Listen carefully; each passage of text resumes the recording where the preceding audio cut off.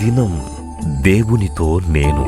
కుటుంబ వ్యవస్థలు, జీవన విలువలు అస్తవ్యస్తంగా మారుతున్న ఈ రోజుల్లో ప్రభువు దాసురాలు రెవరెండ్ డాక్టర్ జాయ్ చెరియన్ గారు దైవ దర్శనంతో ప్రభువు సన్నిధిలో కనిపెట్టి పొందిన 366 విభిన్న ధ్యానాంశములను ప్రతిదినం దేవునితో నేను అనే పుస్తక రూపంలో ప్రపంచానికి అందించారు. ఇది అనేకుల జీవితాలను ప్రభావితం చేసే ఒక విలక్షణమైన గ్రంథము.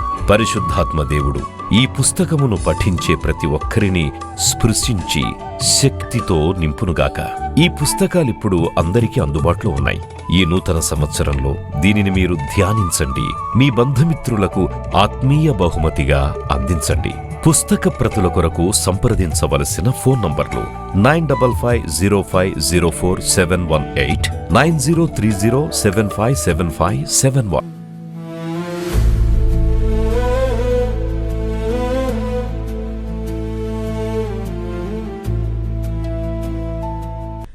ఇలాగూ ప్రజలకు సేవలు అందించడానికి దేవుడు కృపనిచ్చినందుకు ఘనత మహిమ దేవునికి ఆరోపిస్తున్నాను.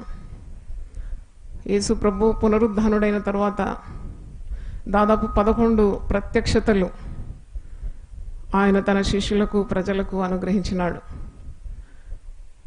ఆ 11 ప్రత్యక్షతలు అని అంటారు. 12వ ప్రత్యక్షత తాను ఏర్పరచుకున్న తన దాసుడు సౌలు పిమ్మట అపోస్తులైన పౌలుగా మారినాడు. అతనికి కూడా ప్రత్యక్షత కలిగిందని తానే స్వయంగా చెప్తున్నాడు. యేసుక్రీస్తు యొక్క శిల్వ ప్రత్యక్షతను నేను చూచినాను, నేను కూడా ప్రత్యక్షలతో పాల్పొందుతున్నాను అంటున్నాడు. మరి ఇలాంటి 11 లేక 12 ప్రత్యక్షతల్లో చాలా అద్భుతమైన ప్రత్యక్షత మొట్టమొదట ఒక స్త్రీకి తాను కనపరుచుకోవడం. ఈరోజు మరి ఆ స్త్రీ గురించి వివరించాలని ప్రభు ఆత్మ నన్ను ప్రేరేపించింది. మరి ఈరోజు ఉదయకాల ఆరాధనలో పరిశుద్ధ గ్రంథంలో దేవుని ప్రత్యక్షత మొట్టమొదటగా చూసిన మగ్దలేని మరియ గురించి వివరించాలని నాకు ప్రేరణ కలిగింది. దేవునికి స్తోత్రం. స్త్రీ గురించి ఎందుకు మీరు ఇంతగా చెప్తున్నారని అనుకోవచ్చు మీరు, కానీ లోకమునకు రక్షణ రావాలంటే దేవుడు తన ప్రణాళికలో ఒక కన్యకను ఏర్పరచుకున్నాడు. అంటే రక్షణ ప్రణాళికలో కూడా ఒక స్త్రీ అవసరమైంది. దేవునికి స్తోత్రం. మరి యేసు ప్రభు పరిచర్యలో చాలామంది స్త్రీలు ప్రభువును వెంబడించినారు.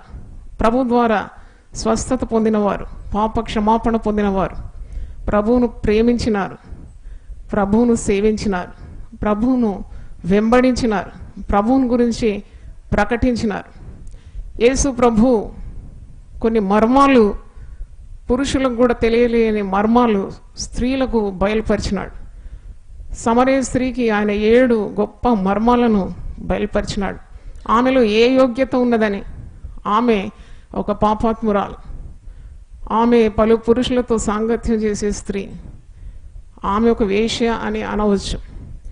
అలాంటి పాపికి ప్రభు దర్శనం, ప్రభు స్వరం, ప్రభు మహిమ, ప్రభు మర్మం తెలియజేయబడింది. అంటే ప్రభు పాపులను ప్రేమిస్తున్నాడని, నశించిన దాన్ని వెతికి రక్షించడానికే మనుష్య కుమారుగా ఈ లోకానికి వచ్చినాడని మనకు అర్థమవుతుంది. మరి ఈమెకి ఇంత ప్రాధాన్యత ఎందుకు ఇచ్చాడు? బావి దగ్గర ఒంటరిగా కలుసుకొని ఆమెతో ముచ్చటించి ఆమె పాపాలన్నీ ఆమె నోటి ద్వారానే ఒప్పుకునే రీతిగా చేసి, ఆమె చేదుకునే నీళ్లు కాదు శాశ్వతం, తన ఇచ్చే నీళ్లు అది ఎప్పటికీ ఉంటుందని, జీవజలపు ఊటనని, దాన్ని త్రాగేవాడు ఎప్పుడు దాహం చెందడని, తను ఆరాధించేవారు ఆత్మతో సత్యంతో ఆరాధించాలని, తానే ఈ లోకానికి వచ్చిన మెస్సేయ్ అని, ఇలాంటి మర్మాలు ఆనాడు నిలువుటంగిలు ధరించిన రబ్బూనీలకు కానీ, యాజకులకు కానీ, ప్రధాన యాజకులు కానీ ఎవరికి బయలుపరచకుండా ఒక పాపాత్మురాలైన స్త్రీకి బయలుపరిచినాడంటే తప్పకుండా ప్రభు స్త్రీలను ఎంతో ప్రేమిస్తున్నాడని నాకు అర్థమైంది. దేవుని స్తోత్రం. అలాగే చూడండి, మార్తా మార్తా, నువ్వు అనేకమైన పనుల గురించి విచారిస్తున్నావు, కానీ అవసరమైనది ఒక్కటే. మరియ ఉత్తమమైన దాన్ని ఏర్పరచుకుంది, అది ఆమె యొద్ద నుండి తీసివేయబడదని ఈ గొప్ప మర్మాన్ని ఒక స్త్రీకే బయలుపరిచినాడు. ఎందుకంటే ఆ స్త్రీ యేసు ప్రభువును ఎంతో ప్రేమిస్తుంది. ఆహారము సిద్ధపాటు చేసి అతన్ని తృప్తిపరచాలని ఆశపడుతుంది. తన కొరకు ఎన్నో పనులు పెట్టుకుంది. కానీ అవసరమైంది, అతి శ్రేష్టమైంది ఏంటని మార్తాకు గొప్ప మర్మాన్ని బయలుపరిచినట్టు మనం చూస్తున్నాం. అలాగే మగ్దలేని మరియకు గొప్ప ప్రత్యక్షత. మరి ఈమెకు మొట్టమొదటగా కనబడడం ఏంటి? పునరుద్ధానుడైన ప్రభు. ఆమె ప్రభువును అంత మిక్కటంగా ప్రేమించిందని మనకు అర్థమవుతుంది. ఆమె ఎవరు? ఈమె మగ్దలేని మరియ అన్నప్పుడు ఈమె అడ్రస్ మీకు మార్క్స్ వార్త 16వ అధ్యాయము 9వ వచనం చూడండి. మార్క్ 16:9. ఈమె 7 దయ్యముల చేత బాధపడిన స్త్రీ అని. మార్క్ 16:9. ఆదివారం తెల్లవారినప్పుడు యేసు లేచి తాను 7 దయ్యములను వెళ్ళగొట్టిన మగ్దలేని మరియకు మొదట కనబడనంటే ఇన్ని 11, 12 ప్రత్యక్షతల్లో మొట్టమొదటి ప్రత్యక్షత ఒక స్త్రీకి. ఈ స్త్రీకి ఏదైనా బిరుదులు ఉన్నాయా అని నేను ఆలోచించినాను. చాలామందికి మరి బిరుదులు ఉంటాయి కదా, డాక్టర్ అని, రెవరెండ్ అని, లేకుంటే కొన్ని డిగ్రీలు ఆ పేరైన తర్వాత ఉంటుంది. కానీ ఈమెకి ఏం బిరుదు ఉంది? ఈమెలో ఏమి ఘనత ఉంది? ఈమె ఒకప్పుడు 7 దయ్యాల చేత బాధపడిన స్త్రీ. ఒక్క దయ్యం ఉంటేనే ఆ వ్యక్తులను మనం పట్టుకోలేము, వాళ్ళను నియంత్రణలో ఉంచలేము. భయంకరమైన రూపంతో వెంట్రుకలన్నీ విరబూసుకొని ముఖమంతా క్రూరమైన ముఖము, సాతాను యొక్క ముఖ వర్చస్సు, కళ్ళు తిప్పుకుంటూ పండ్లు కొరుక్కుంటూ అటు ఇటు దిక్కు లేకుండా పరుగులాడుతూ బట్టలన్నీ ఊడగొట్టుకొని, ఇలాంటిదే మనకు అర్థమవుతుంది దయ్యం పట్టిన ఒక స్త్రీ గురించి. మరి మగ్దలేని మరియకు ఎన్ని దయ్యాలండి? 7 దయ్యములంటే 7 ఎప్పుడు కూడా పరిపూర్ణ సంఖ్యకు సూచనగా ఉంది. 7 దయ్యాలంటే totally she is filled with demons అనమాట. అంటే ఇక ఆమెకు దయ్యములు సంపూర్ణంగా ఆమె శరీరంలోకి ప్రవేశించి, దానితో పాటు ఈ స్త్రీ ఒక వేశ్యా స్త్రీ అని చరిత్రలు చెప్తున్నారు. ఈమె she is not a woman of character. ఆమె మరి ఏంటంటే ఆమె మగ్దలే అనే ఒక పట్టణంలోను చెందిన స్త్రీ. అందుకే మగ్దలేని మరియా. నజరేయుడు అనే యేసు అంటే యేసు ఎక్కడికి చెందినవాడు? నజరేయుడు, నజరేత్ అనే ఊరుకు చెందినవాడు. అక్కడనే ఆయన పెరిగినాడు కాబట్టి నజరేయుడు అనే యేసు. అలాగే ఈమె మగ్దలాన ఆ ఊరుకు చెందిన స్త్రీ కాబట్టి మరి ఈమెకు మగ్దలేని మరియా. ఆ యొక్క ప్రదేశంలో ఈమె ఎక్కడైతే పుట్టి పెరిగి మరి జీవించిందో అక్కడంతా కూడా పాపములో ఉన్న స్త్రీలు ఎక్కువగా ఉండేదని, ఈమెకు కూడా ఆ పాపము అలవాటైపోయి ఈమె ధనవంతురాలట. ఈమె వ్యాపారం చేసే స్త్రీ, ఈమెకు డబ్బుకేం కొదవలేదు. ఈమె వృత్తి ఇది. అలాగూ ఆమె నాకు అనిపిస్తుంది ఎన్ని మంత్రశక్తులు, పీడలు ఇవన్నీ కూడా ఎదుర్కొందేమో, పురుషులతో సంయోగము, ఇలాంటి ఆమె జీవితం అంతా చిందర వందరగా ఉందన్నమాట. దాంతోపాటు 7 దయ్యాలు. ఈ 7 దయ్యములను మరి యేసు ప్రభు ఒక్క మాటతో వెళ్ళగొట్టినాడు. దేవుని స్తోత్రం. అంటే ఈమె దయ్యముల బాధ నుండి విడుదల పొందింది, పాపం నుండి విడుదల పొందింది. అందుకే ఇక్కడ యేసు ప్రభు ప్రత్యక్షత చూసిన స్త్రీ ఎవరు అంటే ఆమెకు పరిశుద్ధురాలు కానీ, చాలా విద్యావంతురాలు కానీ, పేరు ప్రతిష్ట ఉన్న స్త్రీ కానీ, కొన్ని బిరుదులున్న స్త్రీ కానీ కానే కాదు, పెద్ద కుటుంబస్తురాలు కానీ కాదు, కానీ ఒక పాపాత్మురాలు, 7 దయ్యములు పట్టిన ఒక స్త్రీ. ఈమెకు యేసు ప్రభు ద్వారా విడుదల కలిగింది. విడుదలకు నాయకుడు ఎవరిదు? యేసు ప్రభువే. దేవుని స్తోత్రం. ఈరోజు కూడా దేవుని దాసురాలుగా మీకు చెప్తున్నాను, మీరు ఒకవేళ పాపము అనే సంఖ్యలలో ఉంటే నిన్ను విడిపించడానికి ఏ మానవుని తరం కాదు, యేసు ప్రభువే నీ బంధకాల నుండి విడిపిస్తాడు. ఒకవేళ దయ్యముల చేత బాధపడితే ఆ అపవిత్రాత్మలన్నిటిని కూడా వదిలించేది మరెవరో కాదు, యేసు ప్రభువే వదిలిస్తాడు. దేవుని స్తోత్రం. అపవాది క్రియలను లయపరచడానికి మనుష్య కుమారుడు ఈ లోకానికి వచ్చినాడు. దయ్యపు శక్తుల నుండి విడిపించేది యేసు ప్రభు ఒక్కడే. అందుకే పౌలు అంటున్నాడు, ఎవడైనా క్రీస్తునందు ఉన్నాడలా వాడు నూతన సృష్టి, పాతవి గతించిన సమస్తము కృతమాయను. అంటే ఈ స్త్రీ పాత జీవితం అంతా తొలగిపోయింది.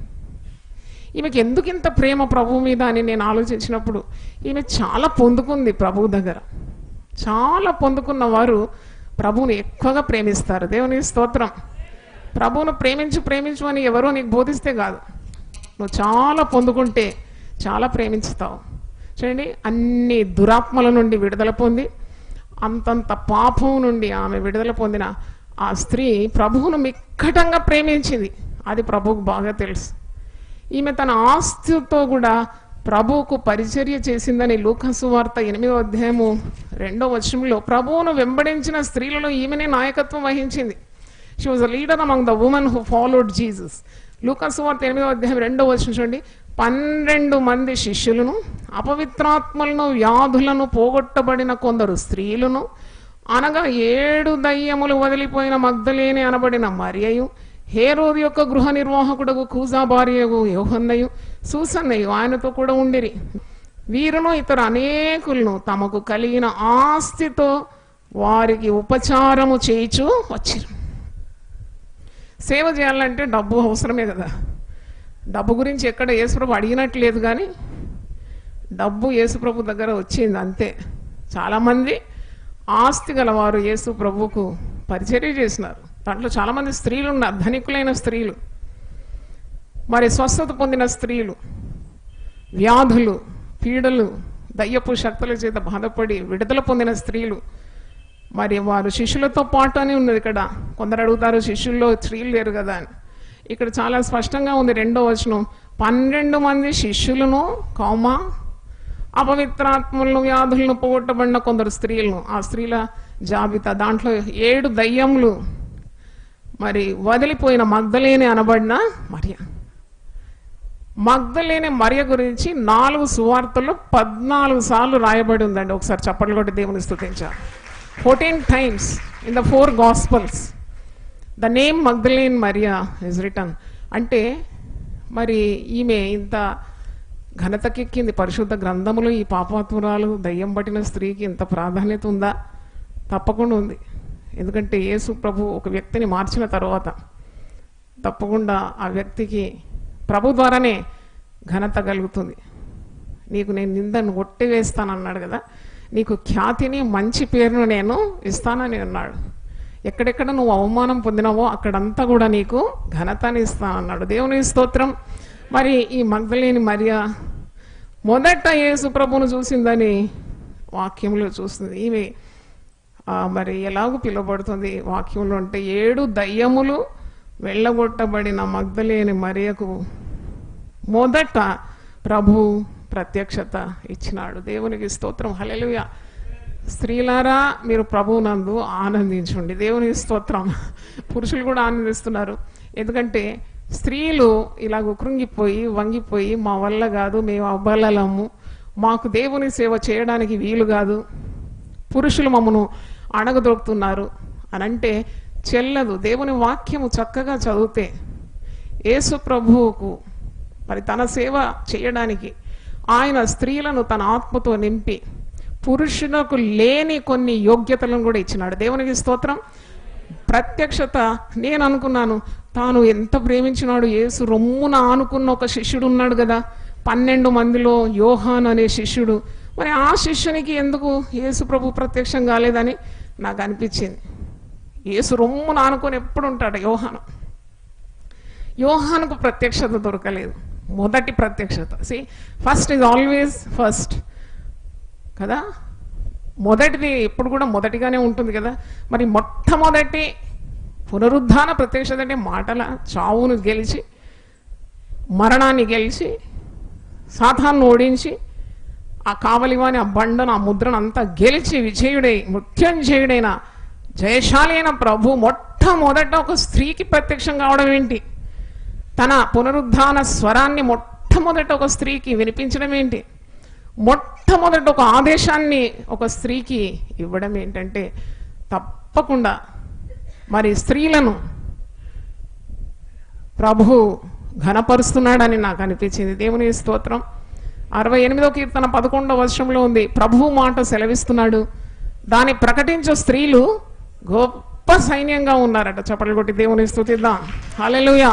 ప్రభు మాట. అంత్యకాలంలో చాలా మంది స్త్రీలు దేవుని అభిషేకం పొంది మరి వారు ఇప్పుడు దేవుని వాక్యాన్ని ప్రకటిస్తూ ఉన్నారు. ఎన్నో ఆంక్షలు ఉండేది కొన్ని సంవత్సరాల ముందు. నేను సేవకు వచ్చినప్పుడు కూడా చాలా ఆంక్షలు ఉండేది. స్త్రీ ఇది అది చేయకూడదు, ఇది చేయకూడదని.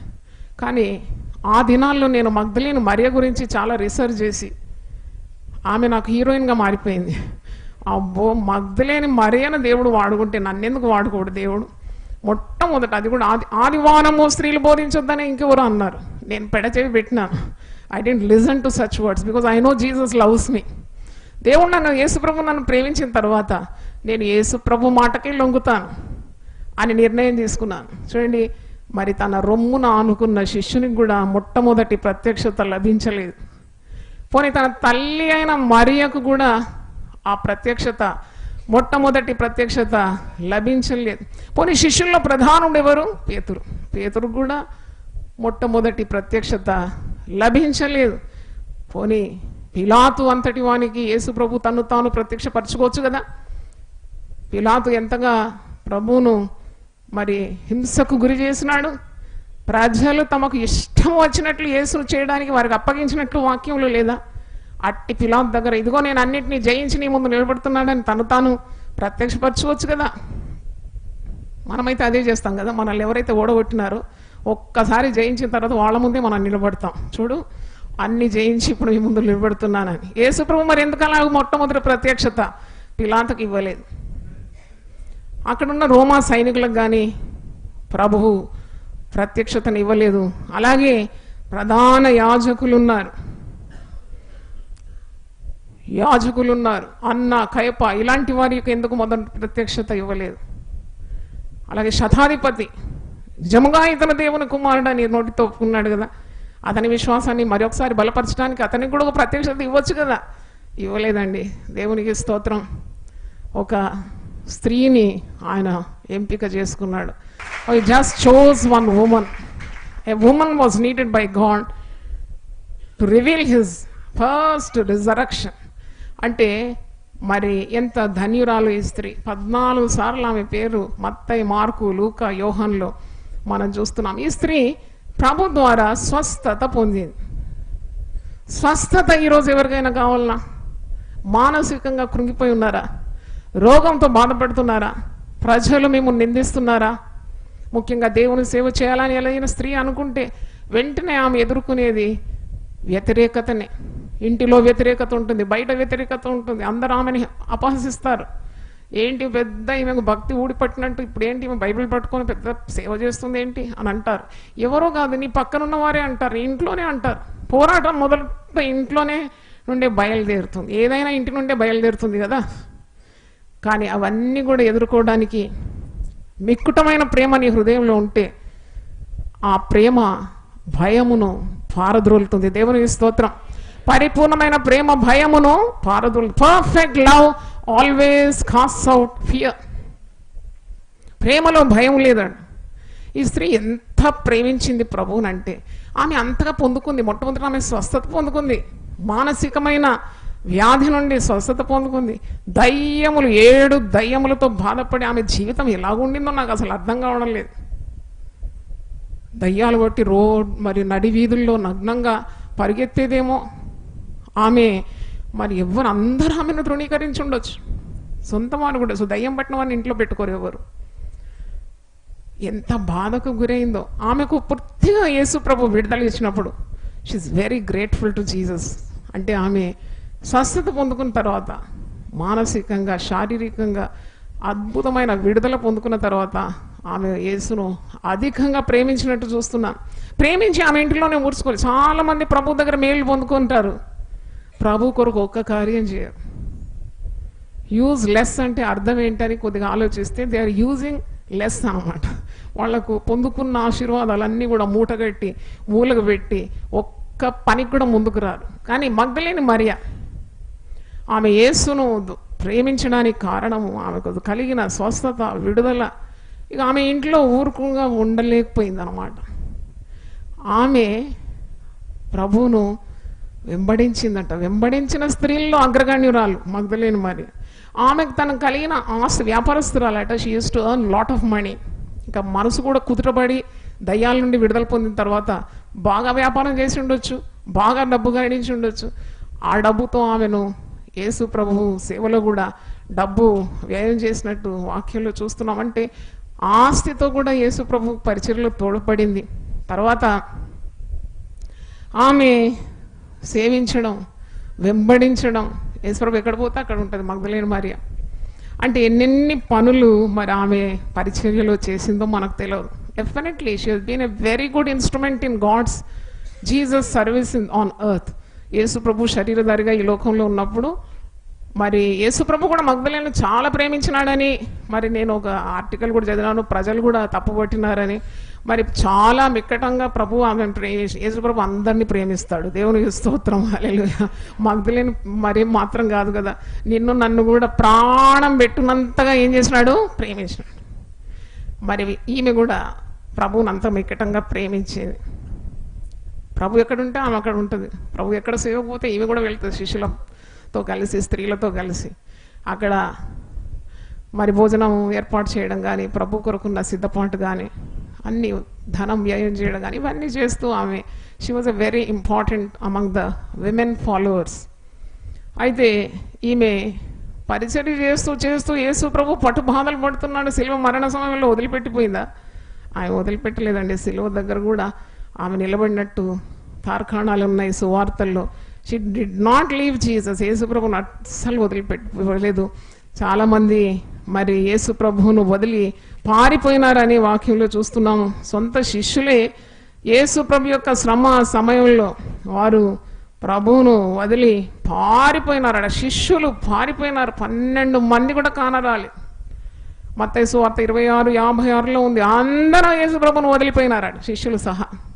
ఎందుకంటే వారి భయమైంది, వారి ప్రాణాలు ఎక్కడ తీస్తారో అని. 3.5 సంవత్సరాలు యేసు ప్రభుతో గడిపినా ధైర్యం రాలేదు వారికి. కానీ చూడండి, ఈ స్త్రీకి ప్రభుతో ఆ శ్రమల్లో కూడా నిలబడ్డానికి ఉన్న ధైర్యం ఆమెకుంది. అలాగే మనం చూస్తున్నాం, ప్రియ శిష్యుడు లేక 3 శిష్యులు చాలా ప్రియులు కదా యేసు ప్రభుకు, పేతురు, యాకోబు, యోహాను. ఆ శిష్యుడు కూడా, పేతురు అనేబడి శిష్యుడు కూడా దూరం నుండి ప్రభువును వెంబడించినాడని వాక్యంలో చూస్తున్నాం. He followed Jesus from very far. దగ్గర ఉండడానికి ధైర్యం లేదు, దూరం నుండి వెంబడిస్తున్నాడు. మరొక చోటలో మరి మత్తయి 26:72 మనం చూస్తున్నాం, పేతురు ఎన్నిసార్లు బొంకినాడు, 3 మారు నేను యేసును ఎరుగనని బొంకినట్టు చూస్తున్నాం.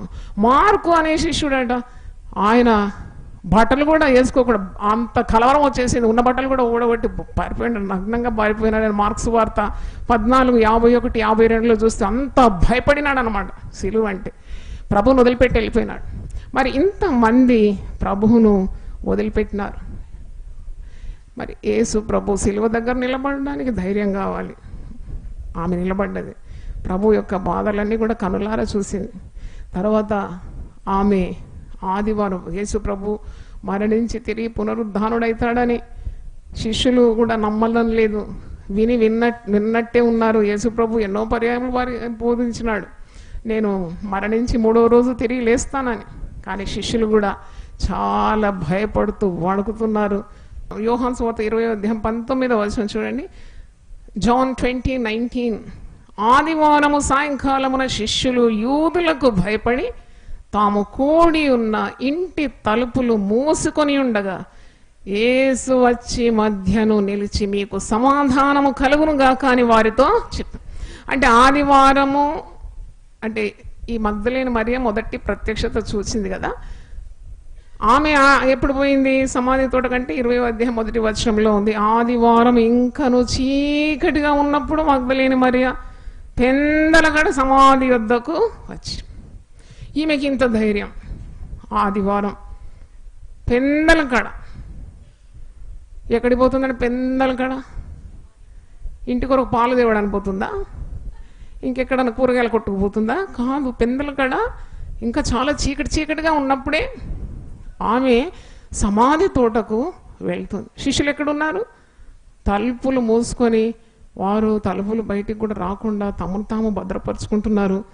వారు ఇంటి తలుపులు మూసుకొని సాయంకాలం శిష్యులు యూదులకు వారు ఏమవుతున్నారు? భయపడుతున్నారు. పురుషులకేమో భయం వచ్చింది, ఒక స్త్రీకి ఏమొచ్చింది? ధైర్యం వచ్చింది. చప్పట్లు కొట్టి దేవుని స్తుతిద్దాం. హల్లెలూయా. వీళ్ళందరూ వణుకుతున్నారు, భయం ఉన్నది వీళ్ళకు. ప్రభువును పోయి వెతుకుదామన్న చింత కూడా లేదు. ప్రభు చేసిన అద్భుతాలు అన్నీ చూసినారు కదా. కుంటివారు నడుస్తున్నారు, గుడ్డివారు చూసినారు, మూగవారు మాట్లాడినారు, చెవిటివారు విన్నారు, దయ్యములు వదిలిపోయింది, పాపులు మార్మల్స్ పొందినారు, నీళ్ల మీద నడిచినాడు, ఆకలి ఉన్న వారికి ఆహారం పెట్టినాడు. అబ్బాబ్బా, ఒక్క మాటతో గాలి సముద్రాన్ని అణిచివేసినాడు. ఇంత గొప్ప ప్రభు మరణాన్ని కూడా ఎందుకు జయించాడు అని ఒక విశ్వాసం కూడా లేదు. తర్వాత చచ్చిన లాజరు లేపలేదా, మరి లేవడా అని ఒక ప్రశ్న అయినా రాలేదు. వీళ్ళు యూదులకు భయపడుతున్నారు. యూదులకు భయపడే శిష్యులు, దేనికి భయపడని ఒక స్త్రీ. హల్లెలూయా. చీకటి అంటే భయం లేదు. సమాధి తోట అంటే పురుషులు కూడా భయపడతారండి. మీరు ఎవరినైనా పురుషులను ఒంటరి పోయి సమాధి తోట మధ్యాహ్నం పోయి రమ్మన్నా వాళ్ళు కొన్నిసార్లు వారు వెనకాడతారు. ఎందుకు ఈ పూట, ఎందుకు నేను సమాధి తోటకి వెళ్ళాలి అనుకుంటారు. కానీ ఈమె పెందల కడ ఇక్కడ చీకటిగా ఉన్నప్పుడే, అది ఒక ఆదివారం అండి, శుక్రవారం ప్రభువును సిలువేస్తే 3వ రోజు ఆయన లేస్తానని వాగ్దానం ఇచ్చినాడు కదా. మరి ఈమె లేస్తాడని విశ్వాసం ఉందో లేదో ఆమెకు తెలియదు. కానీ ఆమె యేసుప్రభు యొక్క శవ శరీరం వెతుక్కుంటూ దానికి సుగంధ ద్రవ్యములు పూయాలని ఆమె వెళ్తున్నట్టు మనం చూస్తూ ఉన్నాం. అంటే పురుషులు పెరిగి పందలుగా ఉన్నప్పుడు స్త్రీకి ధైర్యం. ఈ దినం దేవునితో నేను. కుటుంబ వ్యవస్థలు, జీవన విలువలు అస్తవ్యస్తంగా మారుతున్న ఈ రోజుల్లో ప్రభువు దాసురాలు రెవరెండ్ డాక్టర్ జాయ్ చెరియన్ గారు దైవ దర్శనంతో ప్రభువు సన్నిధిలో కనిపెట్టి పొందిన 366 విభిన్న ధ్యానాంశములను ప్రతిదినం దేవునితో నేను అనే పుస్తక రూపంలో ప్రపంచానికి అందించారు. ఇది అనేకుల జీవితాలను ప్రభావితం చేసే ఒక విలక్షణమైన గ్రంథము. పరిశుద్ధాత్మ దేవుడు ఈ పుస్తకమును పఠించే ప్రతి ఒక్కరిని స్పృశించి శక్తితో నింపునుగాక. ఈ పుస్తకాలిప్పుడు అందరికీ అందుబాటులో ఉన్నాయి. ఈ నూతన సంవత్సరంలో దీనిని మీరు ధ్యానించండి, మీ బంధుమిత్రులకు ఆత్మీయ బహుమతిగా అందించండి. పుస్తక ప్రతుల కొరకు సంప్రదించవలసిన ఫోన్ నంబర్లు 9550504718, 9030757571.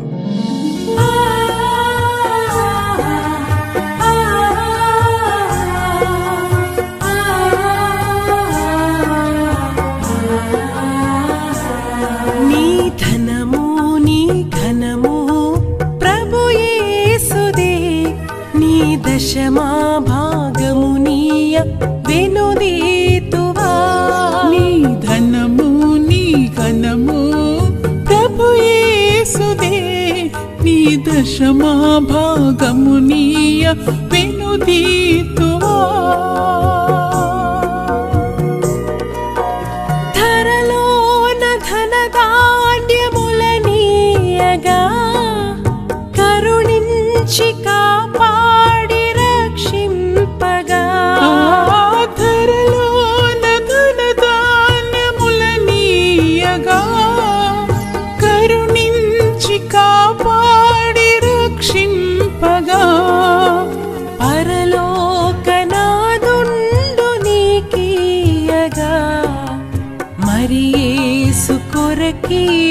వెనుదీతువా.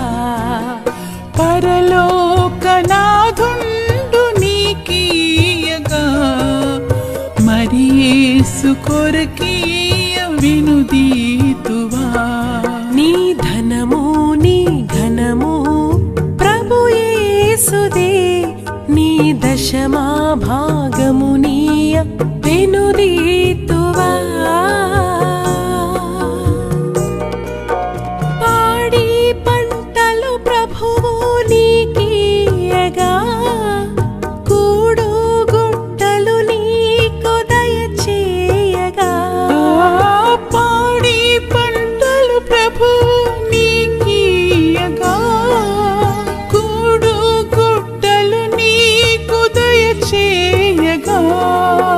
వీడంగ ప్రభు యేసునా